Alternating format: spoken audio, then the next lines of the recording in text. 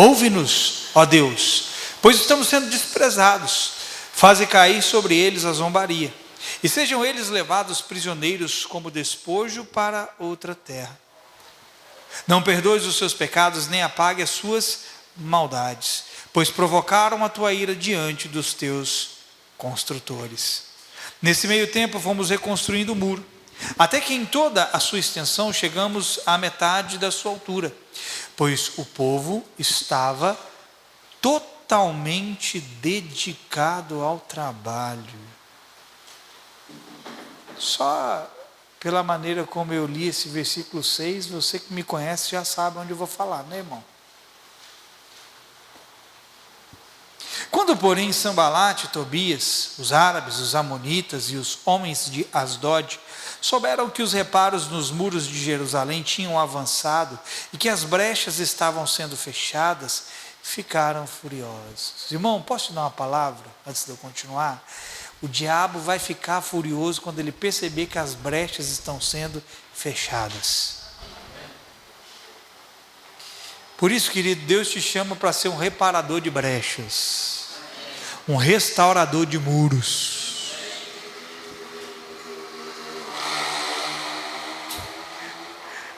Essas bicicletinhas é um trem chato, né? Vamos continuar, verso 8. Todos juntos planejaram atacar Jerusalém e causar confusão. Irmão, esse texto tem tanta riqueza, e em cima de cada versículo eu consigo criar uma palavra. Olha, vê se isso aqui não acontece com a gente também. Todos juntos, os inimigos, planejaram atacar Jerusalém e causar confusão. Mas nós oramos ao nosso Deus e colocamos guardas de dia e de noite para proteger-nos deles. Enquanto isso, o povo de Judá começou a dizer: os trabalhadores já não têm mais forças e ainda há muito entulho. Por nós mesmos não conseguiremos reconstruir o muro. Essa é uma boa notícia. E os nossos inimigos diziam: antes que descubram qualquer coisa ou nos vejam, essa aqui é a estratégia do diabo, irmão. Passar despercebido por você. Está pegando? Quem está pegando a leitura do texto? Está vendo aí? Estratégia do diabo. Antes que descubram qualquer coisa ou nos vejam, estaremos bem ali no meio deles. Vamos matá-los e acabar com o trabalho deles.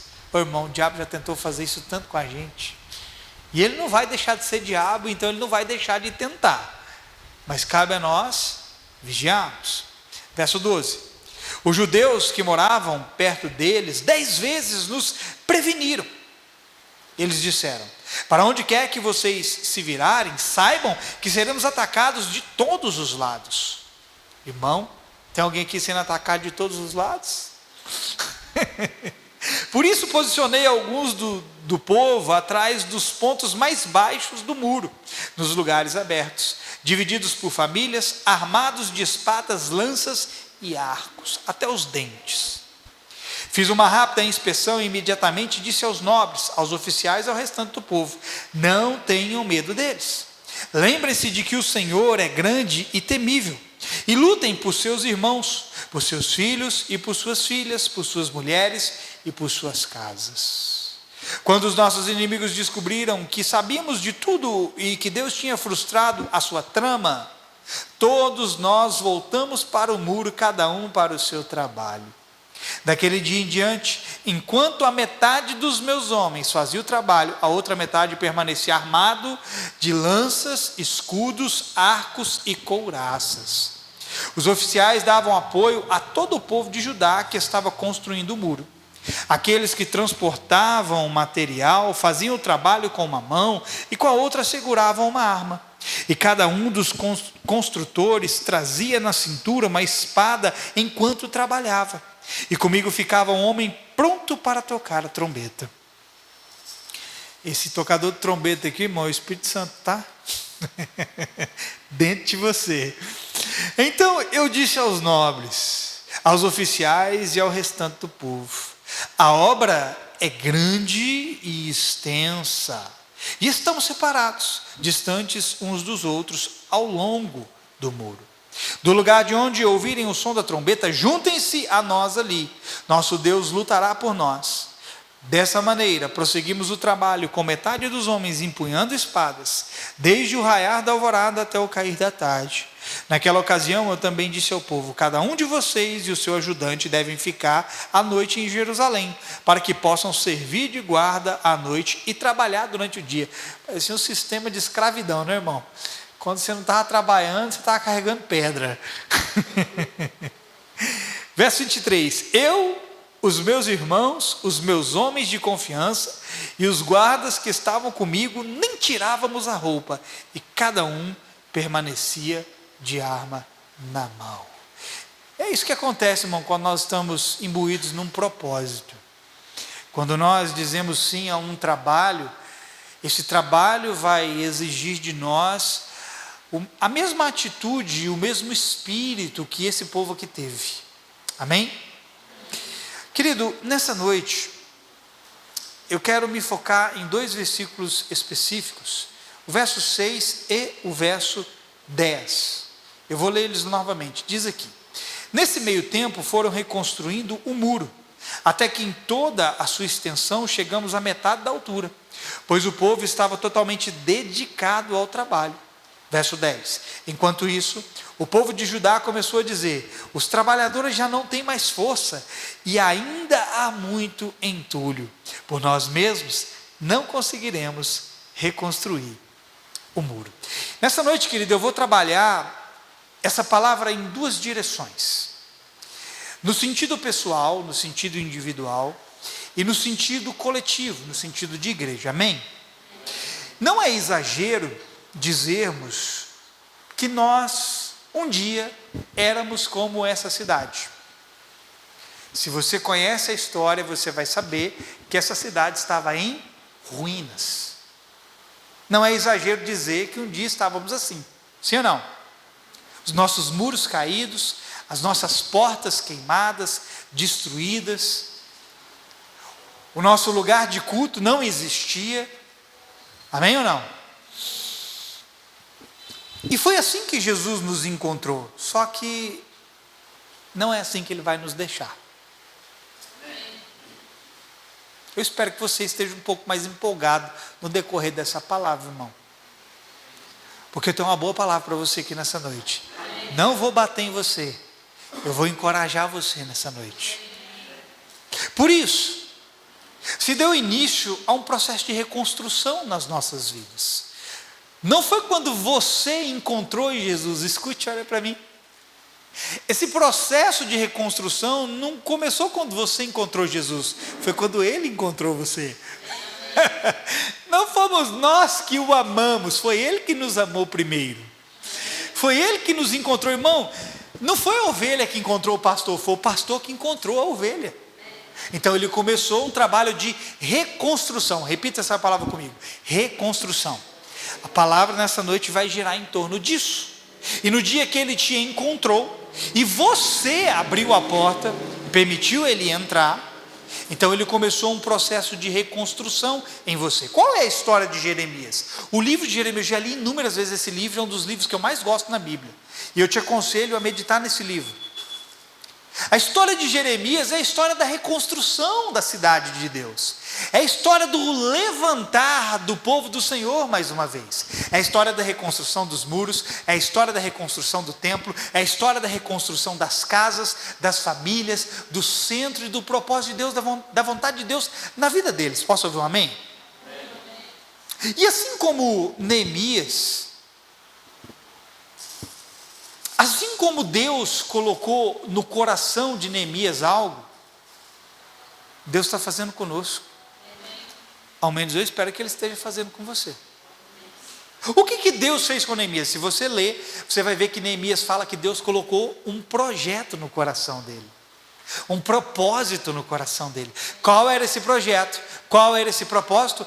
Reconstruir a sua terra natal. Irmão, Deus tem um trabalho com você, colocar no seu coração o propósito de edificar a sua vida, de construir a sua vida, de reconstruir aquelas áreas que estão em ruínas. Posso ouvir um amém? Amém. Agora veja, a primeira coisa que Deus faz com Neemias é colocar algo no coração, porque tudo começa no coração. Sobre tudo que você deve guardar, guarda o coração, porque dele procede as saídas da vida. Só que veja, então a primeira coisa que Neemias faz é ter uma palavra no coração, então ele se dirige para a sua terra para fazer algo. E o texto diz que as duas primeiras coisas que Neemias começa a reconstruir são as portas e os muros. As portas e os muros. Veja, eu trouxe 3 coisas para você aqui nessa noite. Deus coloca algo no coração, e a primeira coisa que Neemias foi fazer foi reconstruir portas e muros. Então, querido, nós vamos entender primeiro aqui um pouco sobre o que são portas, porque a Bíblia dá muita ênfase sobre portas, a Bíblia fala muito sobre portas, e nós temos que entender um pouco sobre isso. Porta na Bíblia vai falar de segurança e proteção.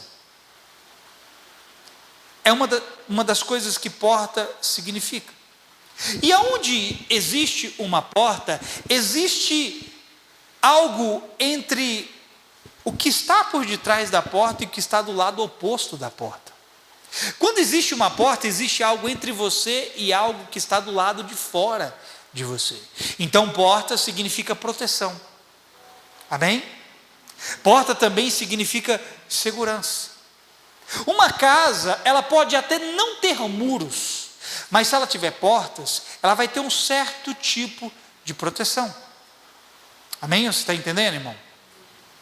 E uma porta só entra quando você decide abrir ela. Só entra por aquela porta quando você decide abrir. O dia que Jesus entrou foi o dia que você ouviu a mensagem, creu nele e disse: Senhor, pode entrar, eu te entrego a minha vida. Porta também fala de um lugar de acesso. Eu estou te dizendo essas coisas para você entender o que eu quero chegar lá na frente. Então veja, porta significa proteção, porta significa segurança e porta significa acesso. Vamos repetir essas 3 coisas: proteção, segurança e acesso. Eu quero que você imagine uma casa sem portas. Conseguiu imaginar? Qualquer um poderia ter acesso ao interior da casa.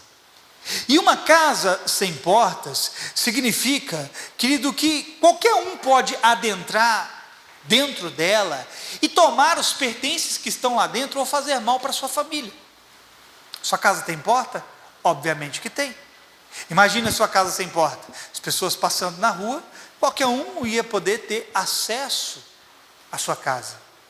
E qualquer um poderia extraviar algo de lá de dentro ou fazer mal para a sua família. Eu quero que você entenda isso, porque a Bíblia tem muito a nos ensinar sobre esse primeiro nível de acesso, proteção e segurança, porque é isso que porta significa. Irmão, o primeiro nível de acesso, de proteção e segurança na sua vida são as portas. Na verdade, ela nem é o primeiro nível. O primeiro nível é outra coisa que nós vamos ver daqui a pouco, mas ela está ligada.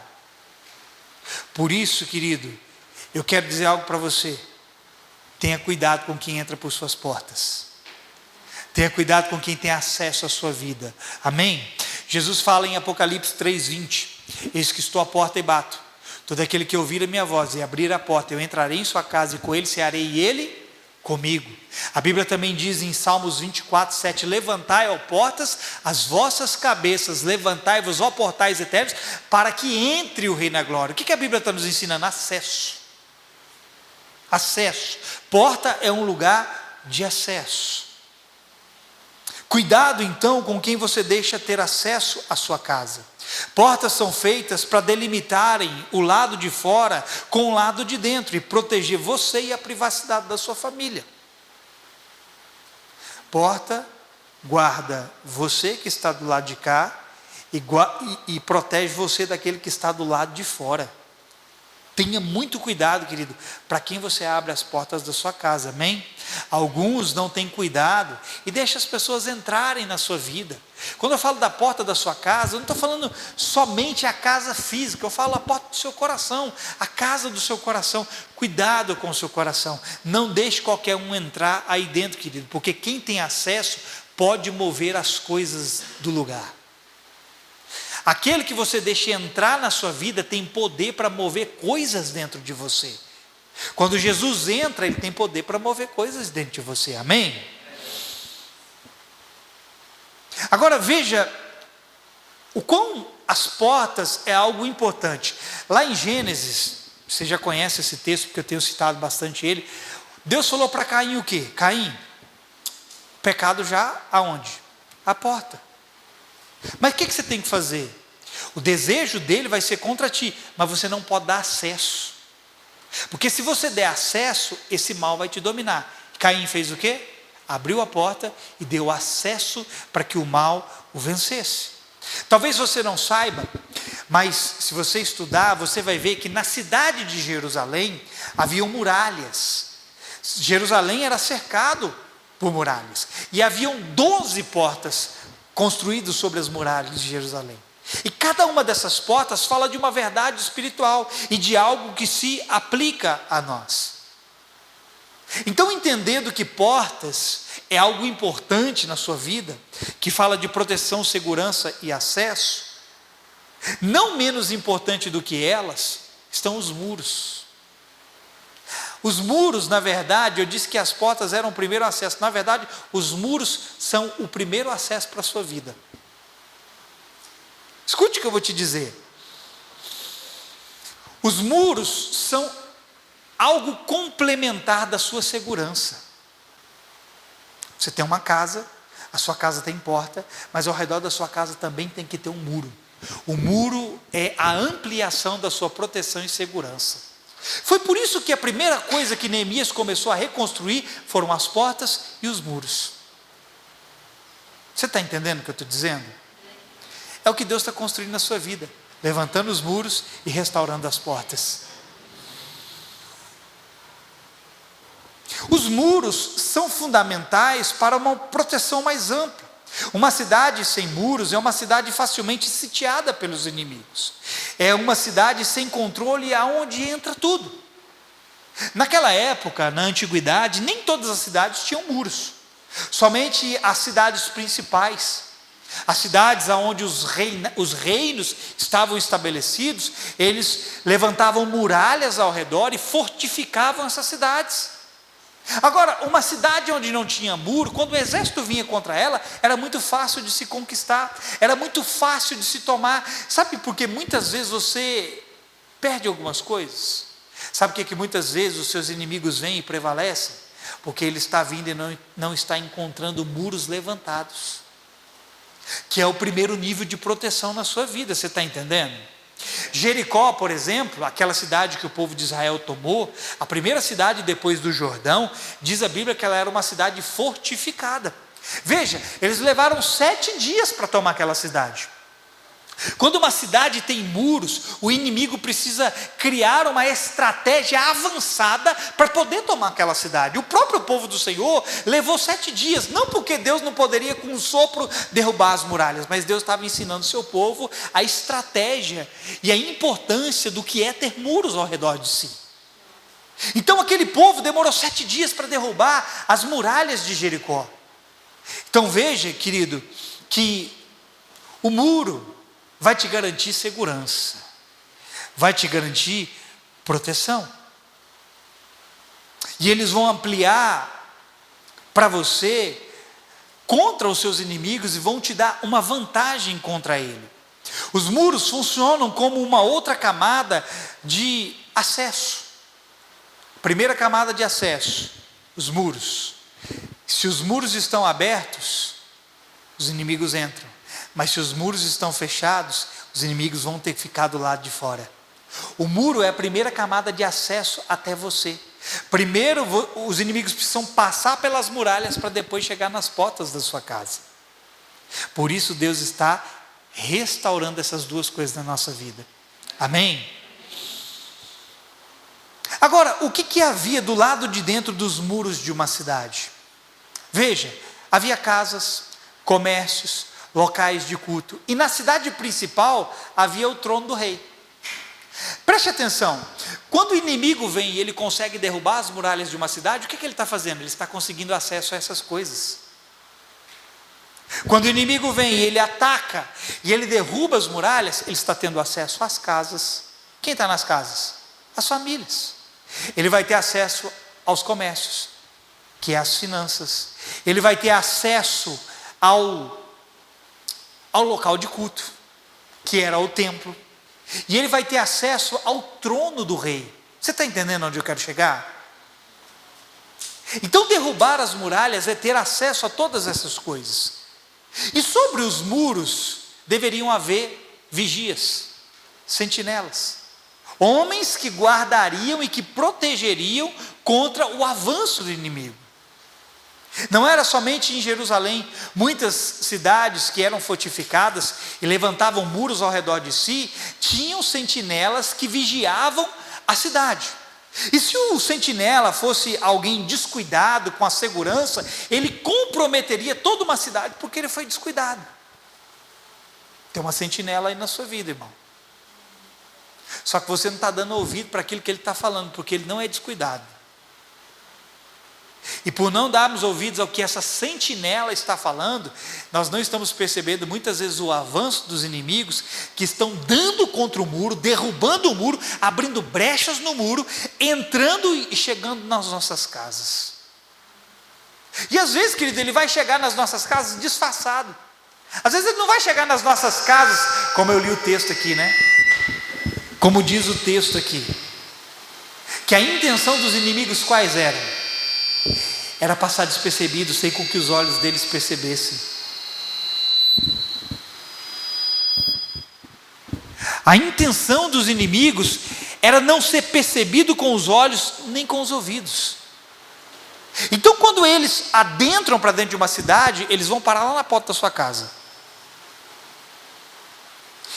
E você tem que ter as portas bem consolidadas. E tem que ter cuidado para quem você abre a porta, irmão. Porque se você deixar ele entrar, ele vai fazer um estrago. E assim estávamos nós, todos comprometidos, porque éramos como cidades sem muros, como vigias adormecidos, sitiados pelo inimigo. No entanto, alguém entrou pelas portas que estavam em ruínas e começou um trabalho de reconstrução na sua vida. Essa é uma boa notícia para você.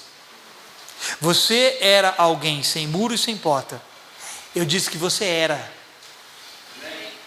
Eu acho que você continua sendo alguém assim, porque eu estou te dando uma boa notícia. Você era, porque ele começou a reconstruir isso aí na sua vida, irmão. E é preciso entendermos que o processo de reconstrução será trabalhoso. Foi fácil para Neemias? Irmão, esse cara trabalhou demais. Se você prestou atenção no texto, eles trabalharam dia e noite, com uma mão reconstruindo, com a outra segurando a espada. Eu quero que você entenda que a reconstrução que o Senhor começou na sua vida vai te dar trabalho. Então, se você não está tendo trabalho, você está edificando outra coisa que não é aquilo que Jesus quer que você edifique. Porque quem está envolvido com a reconstrução de Deus na sua vida está trabalhando e muito. E está tendo muito trabalho. Você está tendo trabalho, irmão, para edificar aquilo que é espiritual na sua vida? Ou a sua vida está muito folgada? A sua vida está muito mansa?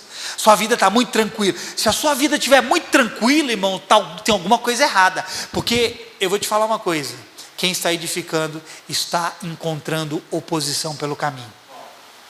Quem está envolvido na reconstrução de Deus na sua vida está constantemente enfrentando batalhas. Você tem batalhas? Se você não está tendo batalha, irmão, você já foi vencido pelo diabo, porque só pode batalhar quem está liberto dele, quem está livre dele. Irmão, uma pessoa que está, a Bíblia diz que aquele que é vencido se torna escravo do vencedor.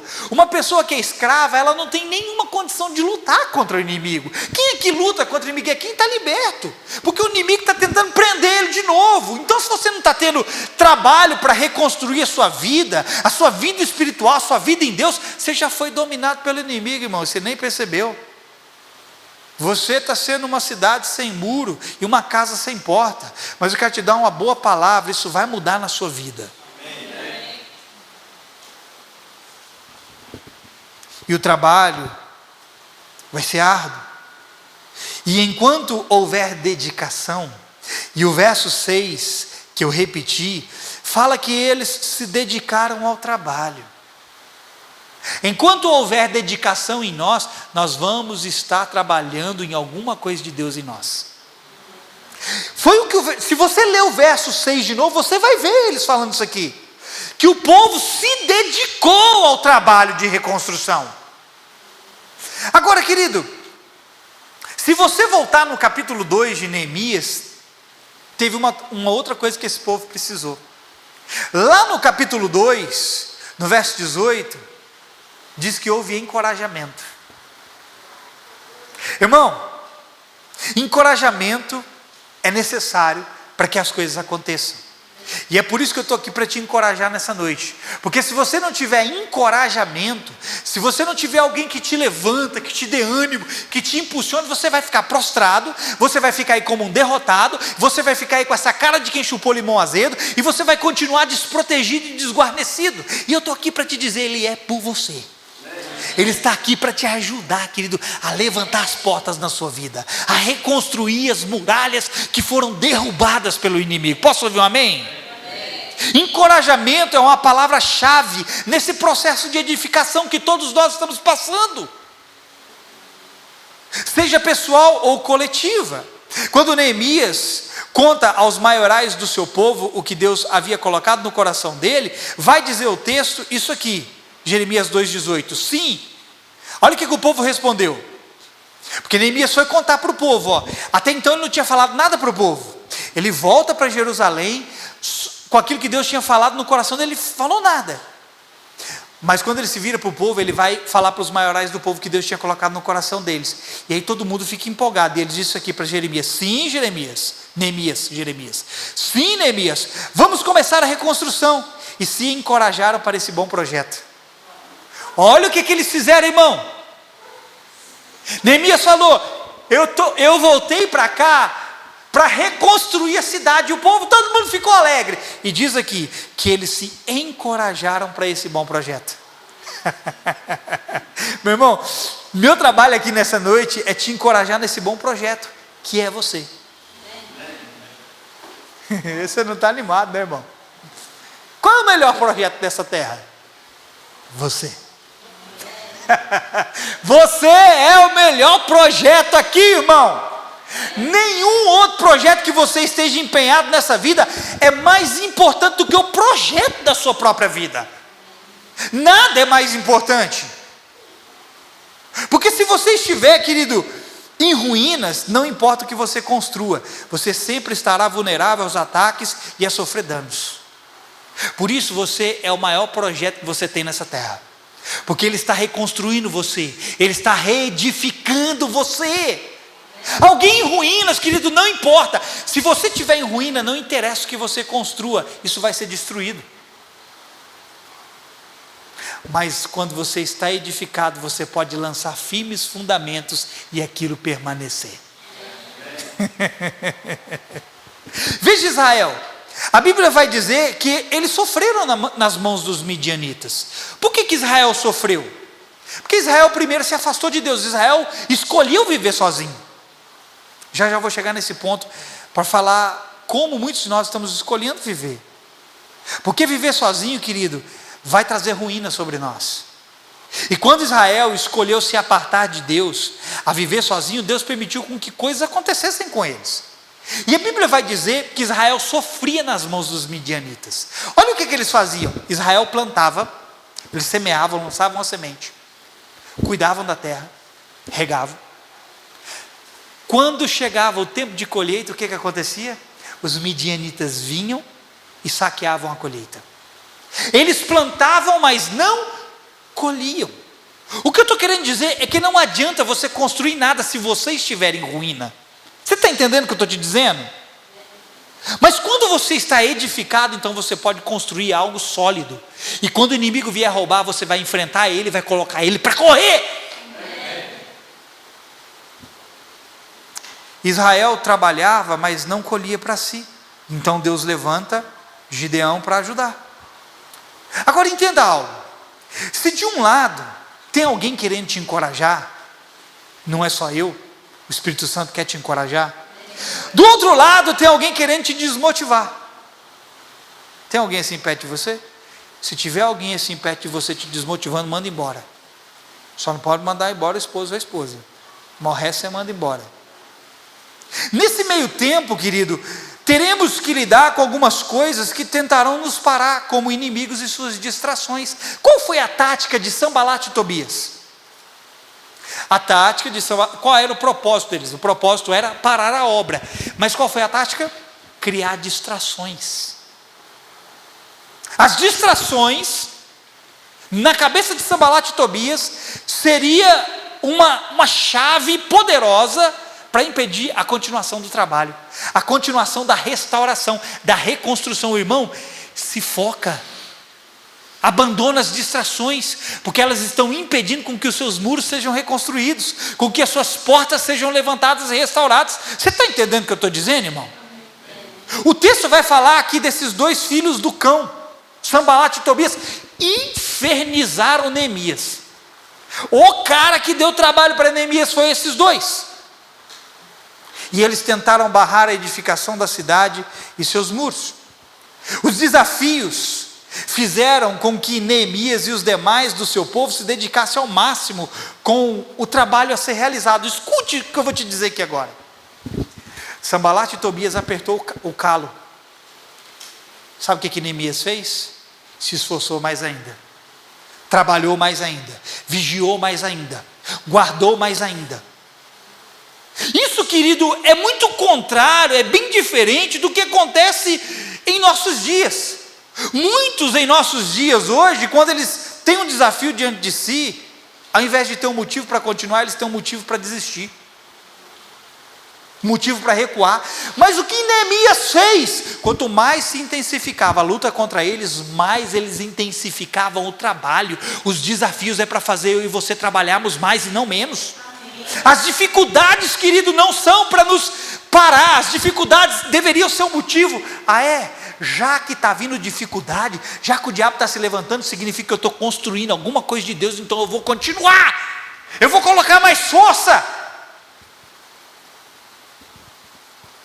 E o texto diz que eles com uma mão edificavam e com a outra empunhavam a espada, ou seja, estavam prontos para construir e lutar se fosse preciso. É assim que nós precisamos estar. Nós precisamos estar prontos para edificar e para lutar quando for preciso. Quer ouvir uma verdade, irmão? Eu vou te dar uma verdade. Não há edificação sem luta. Repita isso comigo: não há edificação sem luta. Irmão, quando você decidir edificar, quando você permitir o Espírito Santo começar a reconstruir coisas da sua vida, você vai travar suas maiores batalhas com o diabo. E com as pessoas também. E consigo também. Se você está se reconstruindo, se prepare para travar batalhas contra seus inimigos que querem manter você sem muros e sem portas. A empreitada que esse povo entrou era desafiadora, porque a mão de obra era limitada para a quantidade de trabalho à frente, e a oposição era mais um desafio que teriam que enfrentar. Escute o que eu vou dizer. Tinha muito trabalho, mas a mão de obra era limitada. Lembra que eu disse esses dias? Rogai, pois, ao Senhor da seara, para que mande o quê? Trabalhadores para a sua seara. Tinha muito trabalho a ser feito, era muito entulho a ser retirado, mas a mão de obra estava limitada. Eu vou chegar num ponto aqui. Essa aqui, querido, é a história da nossa vida. Tem muito trabalho para fazer? Tem muito trabalho para fazer aí, irmão? mas você é limitado. Essa aqui é a história da nossa vida. Só que eu quero te dar uma boa palavra. Assim como Neemias recebeu a graça de Deus, e ele era limitado com as pessoas que estavam com ele, mas ele recebeu a graça de Deus, assim somos nós limitados. A mão de obra é pouca, o trabalho é muito, mas nós recebemos ajuda e favor para continuar edificando o que é de Deus nas nossas vidas.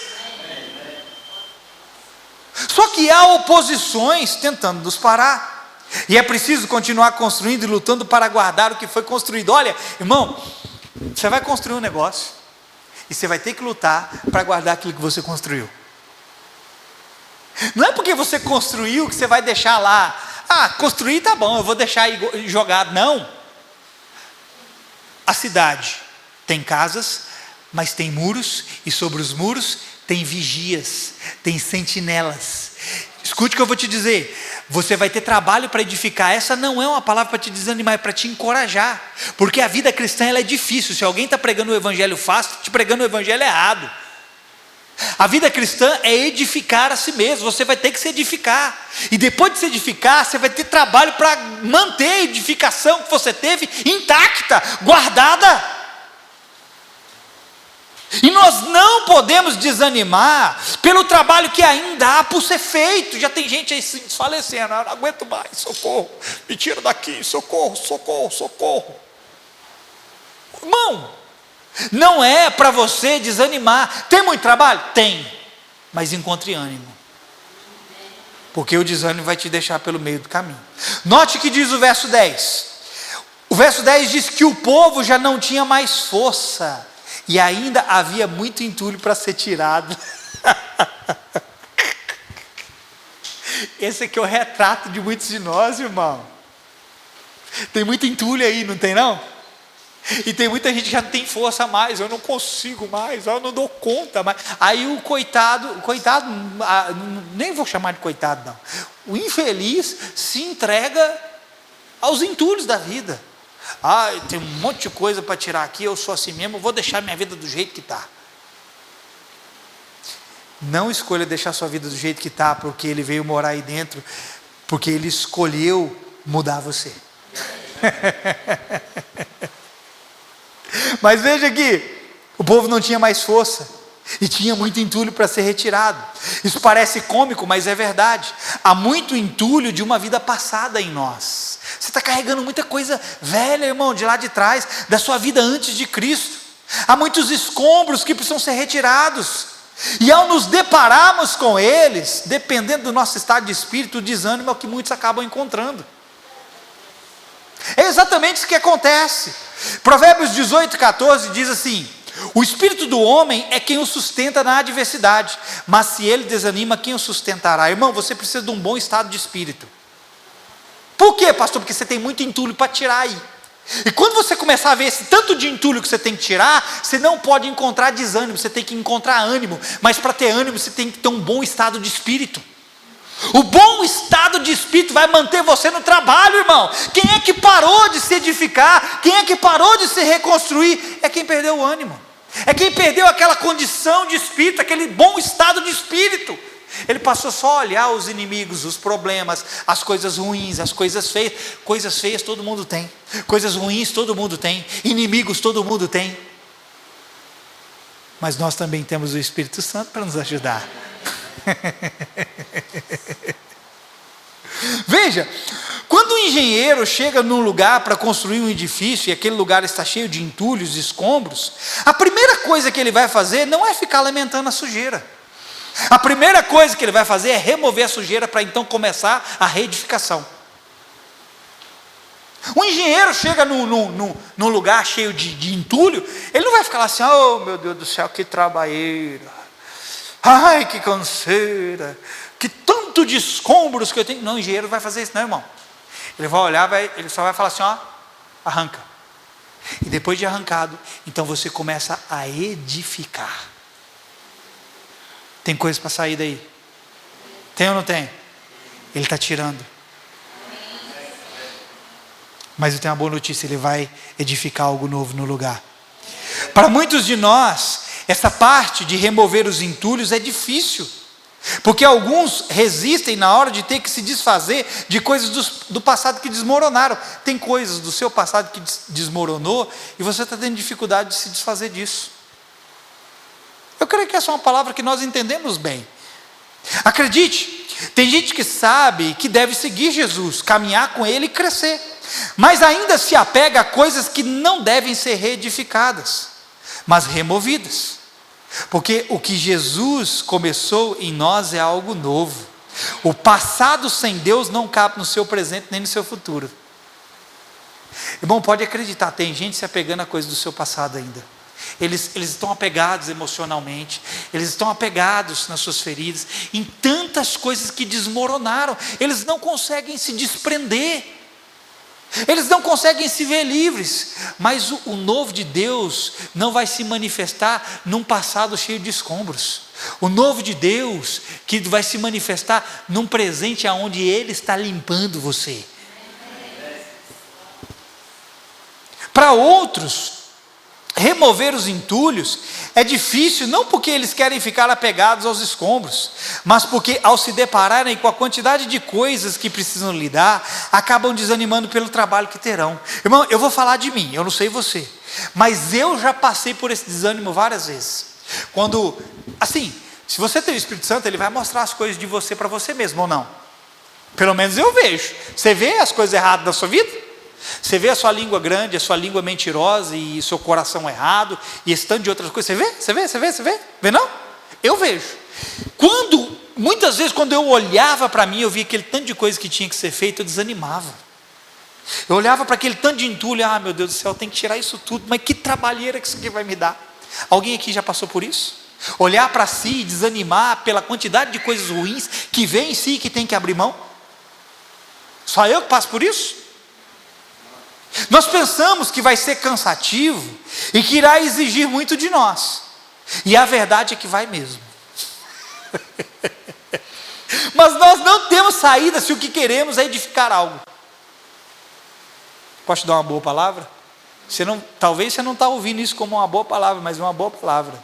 Você não tem saída.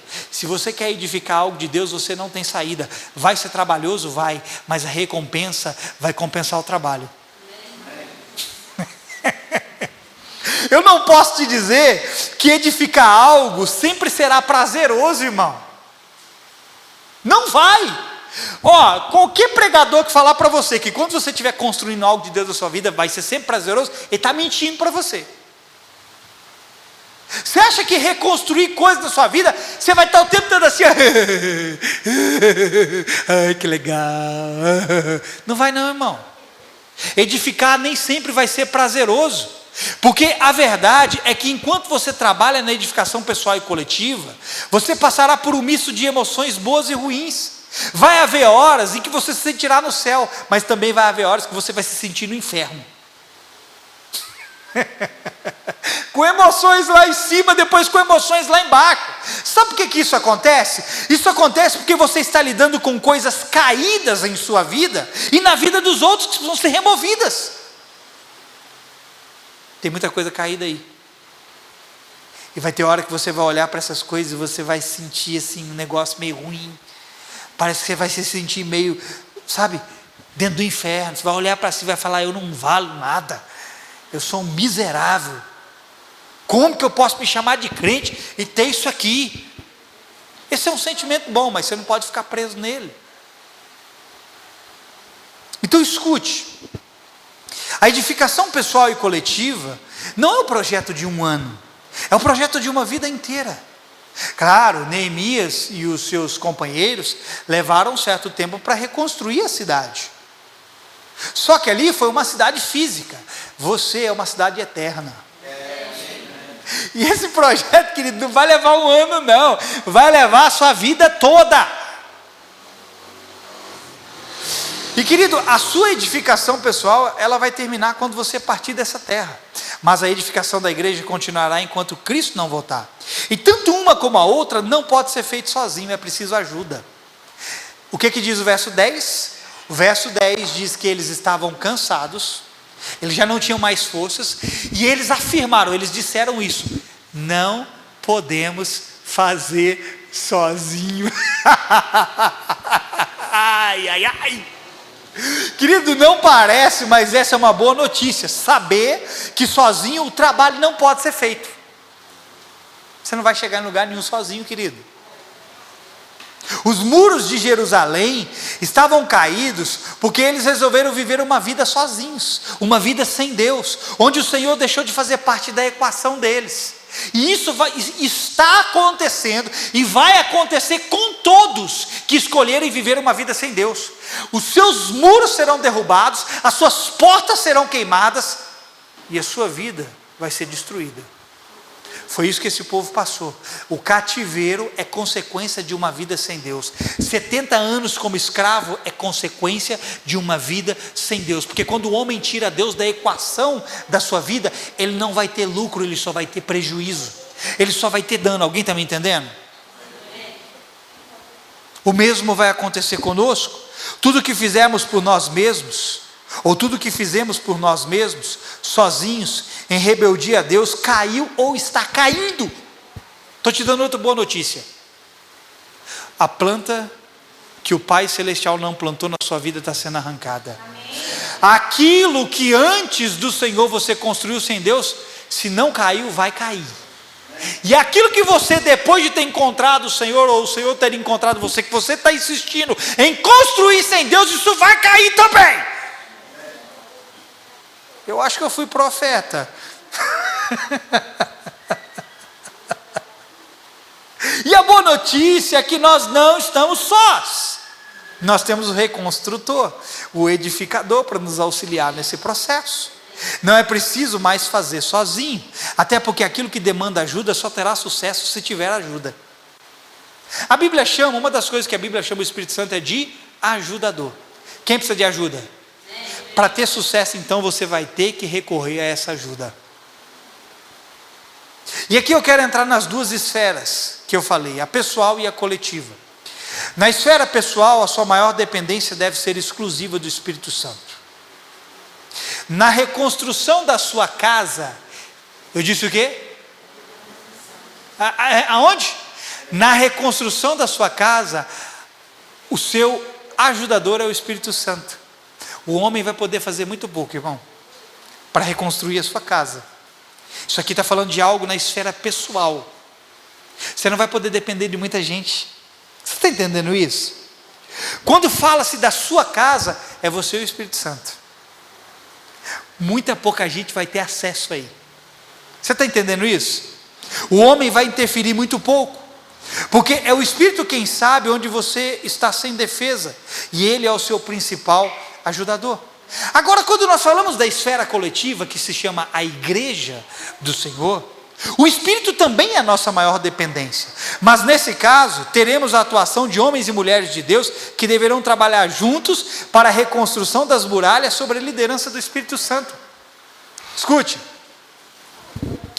a história de Neemias retrata essas duas coisas, uma reconstrução pessoal e uma reconstrução coletiva, porque a reconstrução da cidade implicava em as pessoas terem as suas casas de novo, as suas famílias reconstruídas. Isso fala de algo pessoal. Mas reconstruir a cidade também envolvia mão de obra de outras pessoas, envolvia o trabalho de outras pessoas. Nós estamos numa comunidade, numa igreja, e nós precisamos nos ajudar através do auxílio do Espírito Santo, para nós levantarmos o muro nesse lugar, para nós edificarmos a porta do Senhor nesse lugar, amém? Jesus diz para Pedro: tu és Pedro, e sobre esta pedra, ele estava falando da sua igreja, eu edificarei a minha igreja, e as portas do inferno não prevalecerão contra ela. Nós temos um trabalho, irmão, que é edificar a casa do Senhor juntos, amém? Então, nesse ponto, nós construímos juntos, edificamos e somos edificados uns pelos outros, e ambos pelo Espírito Santo. Você entende, querido, que o sucesso desse lugar aqui, estou falando desse lugar, não depende só de mim? Você já entendeu isso? Que o sucesso desse lugar depende de nós? Você já entendeu que eu preciso de você? Tem muito pastor por aí achando que é o povo que depende dele. Não, é ele que depende do povo. Eu dependo de você. Essa é uma boa notícia para mim. Pode não ser para você. Eu não quero ajudar não. Fica, pastor que se vire para lá. Eu estou falando para você, eu dependo de você. E nós dependemos do Espírito Santo para edificar a igreja dele. Eu preciso de você atuando no seu devido lugar. Você sendo edificado e edificando. E enquanto não entendemos isso, a mão de obra estará limitada e sobrecarregada. Foi o que aconteceu com Neemias. O trabalho era muito, mas a mão de obra era limitada e sobrecarregada, por isso eles se cansaram. Enquanto você não entender que eu preciso de você, você precisa de mim, e nós precisamos trabalhar junto, eu vou ficar sobrecarregado, porque você não está ocupando aquilo que você tem que fazer. As coisas nesse lugar, querido, não podem estar todas centralizadas em mim. Porque diz a Bíblia que a igreja cresce e se edifica quando os ministérios operam nela. Irmão, não é o meu ministério, é o nosso ministério. Não, você não entendeu, né? Você sabe o que a Bíblia diz que o que faz a igreja crescer não é o ministério do pastor.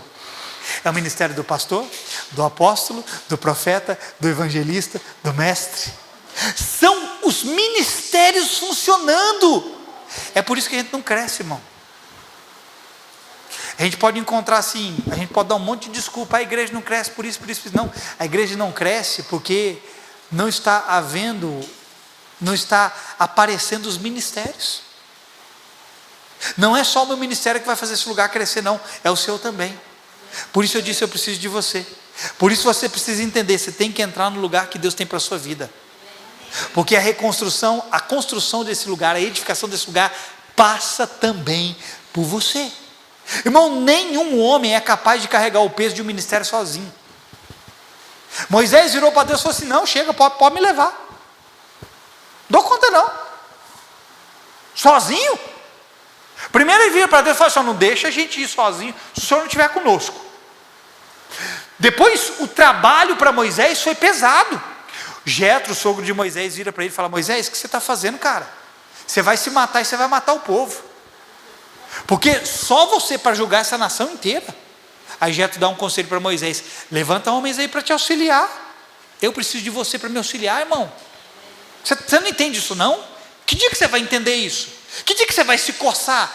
Que dia que você vai reconstruir os seus muros, reconstruir as suas portas, edificar a sua vida, se tornar quem você precisa para começar a cooperar comigo? Que dia? Sabe, eu sou grato a Deus pela vida da minha esposa, que está desempenhando o papel limitadamente naquilo que ela pode, assim como eu estou fazendo, porque tanto eu quanto ela estamos limitados aqui. Eu sou grato a Deus pela vida dela. Mas nem ela e nem eu podemos fazer o que você tem que fazer. Você não entendeu isso ainda não? Por isso eu quero te encorajar. Entre no lugar onde você se torna o que Deus planejou que você fosse. Estou te dando uma boa palavra, irmão. Entre no lugar onde você se torna o que Deus espera que você seja. Porque esse lugar está precisando da sua contribuição, da sua colaboração. Veja, o sucesso de uma nação sempre esteve ligado a alguns fatores, desde o líder ao povo. Uma nação não cresce só por causa do líder, o líder é importantíssimo, ele é o que encabeça, que vai à frente, só que o povo também é responsável, e principalmente ao entorno de quem esse povo andava, e qual Deus esse povo cultuava. O sucesso de uma nação depende disso, assim como o sucesso de uma igreja depende disso. Depende do líder, depende do povo e depende ao redor do que esse povo anda e ao redor de qual Deus esse povo está. O sucesso de qualquer igreja depende disso, irmão. A Bíblia vai dizer assim que bem-aventurada é a nação cujo Deus é o Senhor. Salmo 33, 12. Agora veja isso aqui. Essa nação, a palavra bem-aventurado significa mais do que feliz. Essa nação é mais do que feliz porque a realidade existente sobre ela é o que de Deus procede. O que do alto foi e está sendo edificado. Por isso ela é mais do que feliz, porque os atributos de Deus estão aparecendo nela. Nós poderíamos estar muito melhores como igreja, não só como indivíduos, mas como igreja, se os atributos de Deus estivessem aparecendo em nós. E para eles aparecerem, é preciso se edificar. Alguém está me entendendo? A Bíblia também diz que se o Senhor não edificar a casa, em vão trabalham os que edificam. Se o Senhor não guardar a cidade, em vão vigia a sentinela. Tanto individualmente como coletivamente, o Senhor deve ser o principal edificador, e nós precisamos cooperar com Ele em ambas as esferas.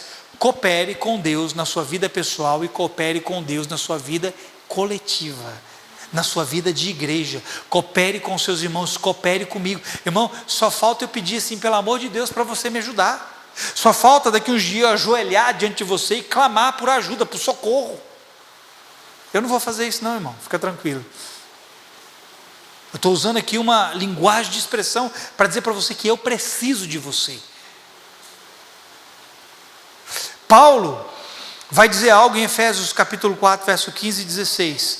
Paulo vai dizer que antes, seguindo a verdade em amor, cresçamos em tudo naquele que é a cabeça, Cristo.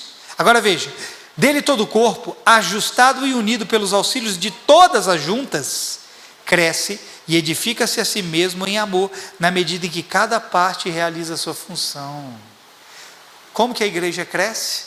Quando cada parte realiza a sua função. Se você não realiza a sua função, a igreja não cresce, não se edifica. Você está entendendo o que eu estou dizendo? Paulo, nesses 2 versículos, aborda as 2 esferas de edificação, pessoal e coletiva. Primeiro eu cresço nele como um membro, depois nós crescemos nele como um corpo. Pegou o que eu acabei de dizer? Pegou não? Paulo abordou aqui nesse versículo essas 2 esferas, individual e coletiva. Você cresce como um membro e então nós crescemos como um corpo. Você já viu, irmão, alguém levantando algum edifício sozinho? Um prédio sozinho? É impossível. Uma pessoa pode até conseguir levantar uma casa sozinho, mas um edifício sozinho ele não consegue levantar. E eu vou te dizer algo: a casa do Senhor é mais que uma casa qualquer, é um edifício que depende da colaboração de muitos para ser edificada.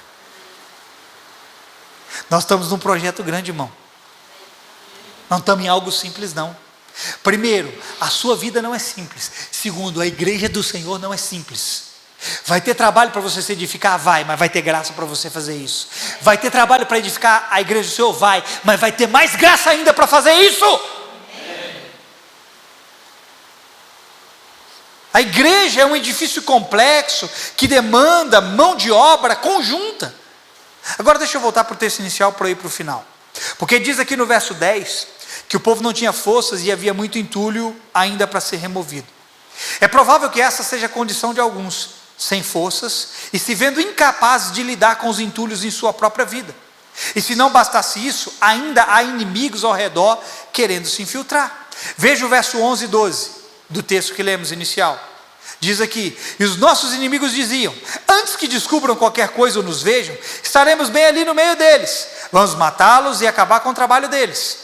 Os judeus que moravam perto deles 10 vezes nos preveniram, para que por onde quer que vocês se virarem, saibam que seremos atacados de todos os lados. Só que o que os inimigos não contavam é que Deus iria frustrar o plano deles. Deus iria revelar para Neemias quais eram o intento dos inimigos, as suas intenções. E então eles teriam a oportunidade de continuar edificando os muros, reconstruindo as portas. Amém? Veja, aqui diz que por 10 vezes Neemias foi prevenido. 10 vezes. Irmão, Deus não desiste de falar com você. Irmão, Deus não brinca em serviço. A Bíblia diz que o guarda de Israel não dorme, nem dormita. Quando seus inimigos estiverem vindo, ele vai prevenir você. Ele vai falar com você. Irmão, Deus tem a intenção de nos revelar coisas e nos pôr um passo à frente dos nossos inimigos. Foi o que ele fez com Neemias. Os inimigos de Neemias achavam que iam pegar Neemias desprevenido. Deus fez o quê? Revelou para Neemias o que eles estavam pensando em fazer. Deus colocou Neemias um passo à frente. Deus tem prazer de te colocar um passo à frente dos seus inimigos. Para quê? Para que você não pare de edificar, não pare de construir na sua vida. Posso ouvir um amém? O que Neemias faz então depois é posicionar homens armados até os dentes, nos pontos vulneráveis, por onde os inimigos poderiam passar. É o que diz o verso 13. Depois que os planos malignos são frustrados, eles voltam para a edificação do muro, e cada um para o seu trabalho. Agora ouça o que eu vou te dizer. Todos nós passamos por um período de respiro. Respira aí, faz assim, ó. Todos nós temos esse período, irmão. Esse período onde Deus frustra o que o diabo quer fazer conosco. E Ele nos dá o tempo para nos prepararmos para aquilo que está por vir.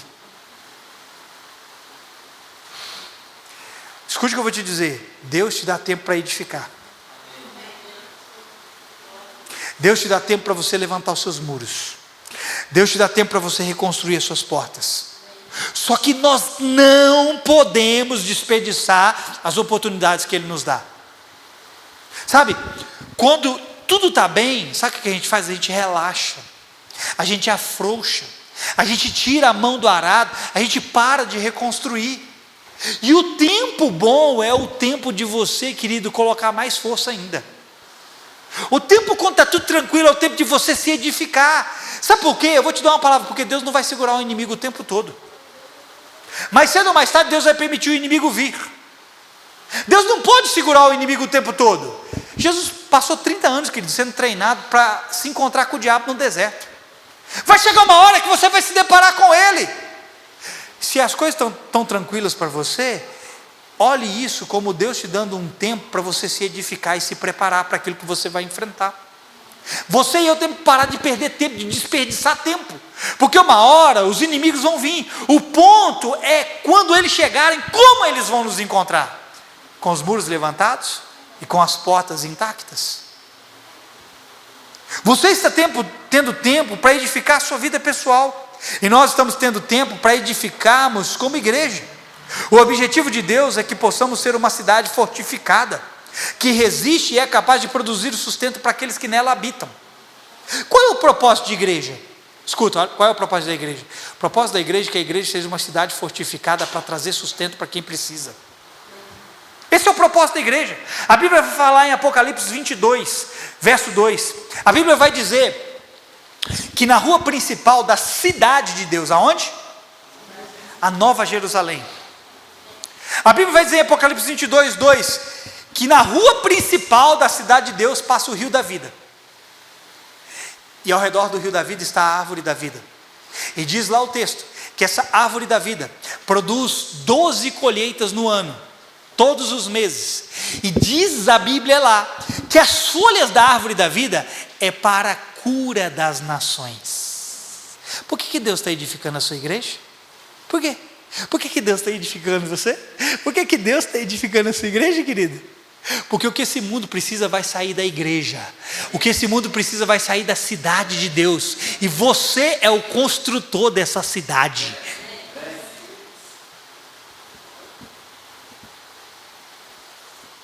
Um povo edificado e fundamentado em Cristo é o povo que vai dar às nações aquilo que as nações precisam. A Bíblia fala que a criação geme e aguarda com expectativa a manifestação de quem? Mas esses filhos estão como? Caídos ou levantados? Destruídos ou edificados? Eles estão fortalecidos, irmão. Veja, o Senhor nos colocou numa jornada para uma cidade, e é para lá que nós estamos indo. É para lá que Ele está conduzindo você, querido. Por isso eu quero te encorajar nessa noite. Não desista. O prêmio é maior do que a dor. Vou dizer isso de novo. O prêmio é maior do que a dor. Está Tá. Vai doer? Vai. Mas o prêmio é maior do que a dor. Ainda que custe, querido, o preço final compensa o trabalho árduo e difícil que temos que passar. Se você acha que não vale a pena, que não compensa continuar nesse caminho, você está achando errado. Porque por mais duro que seja o trabalho pessoal e coletivo, a recompensa final vale a pena. Eu não sofro à toa não, irmão. Eu não sofro comigo mesmo à toa não. E eu espero não estar sofrendo com você à toa. Para de me dar trabalho, coisa ruim. Para terminar, você edifica se você estiver edificado. Invista em si mesmo. Você não tem projeto maior do que esse. E se você pensa que tem, então se prepare para vê-los cair. Quer que eu repita? A sua vida é a coisa mais importante que você tem. Ela é o seu principal projeto. E se você acha que você tem outro projeto melhor do que esse, se prepare para ver esses projetos caírem. Porque vai passar tudo. Mas só vai permanecer aquilo que pertence a Deus. Porque, irmão, ou é o reino dele, ou tudo é em vão. Em vão trabalham, edificam a casa. Em vão trabalham aqueles que edificam a casa. Se o Senhor não tiver um negócio, irmão, edificando junto com você, algo vai ser em vão. Se o Senhor não estiver guardando a cidade, a sentinela vai vigiar em vão. Não permita que a sua vida seja em vão. Porque Deus não sonhou isso para você, amém? A reconstrução de mim mesmo edifica a igreja. Não pare a sua edificação, não trave o processo que ele começou, porque nós somos chamados de cooperadores e não atrapalhadores. A Bíblia chama você de cooperador. Não pare. Posso ouvir um amém? Ele está com você. Você vai chorar, mas você também vai sorrir. Você vai desanimar, mas você também vai animar. Você vai ser perseguido, mas você vai dar graças a Deus que você está sendo perseguido. Tem gente que não quer ser perseguido, irmão. Se você entrou no caminho de Cristo, se prepare, perseguição te aguarda. Bem-aventurados sois vós quando vos perseguirem e caluniarem, e por minha causa disserem contra vós toda forma de mal. Eles fizeram isso aí, ó. Fizeram isso com os profetas que foram antes de vocês. Vão fazer com vocês também. A perseguição, tem dois tipos de perseguição. Aquela que você é cabeção, anda sem ele, traz sobre si mesmo. Mas a perseguição que por você estar com ele, você sofre por causa do nome dele. Você recebe essa palavra? Fique de pé no seu lugar.